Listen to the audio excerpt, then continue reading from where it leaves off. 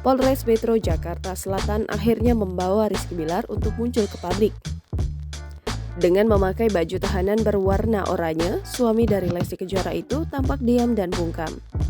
Kasus KDRT yang dilaporkan oleh Lesti ke Polres Jakarta Selatan membuat Rizky Bilar ditetapkan sebagai tersangka.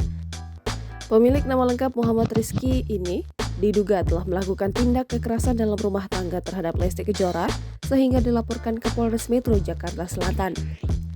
Datang pada pemanggilan kedua tepat di hari Rabu 12 Oktober 2022 kemarin, Rizky Bilar resmi ditetapkan sebagai tersangka setelah dicecar 38 pertanyaan. Pada Kamis, pihak Polres Metro Jakarta Selatan membawa Rizky Bilar untuk muncul ke publik lengkap dengan memakai baju tahanan berwarna oranye.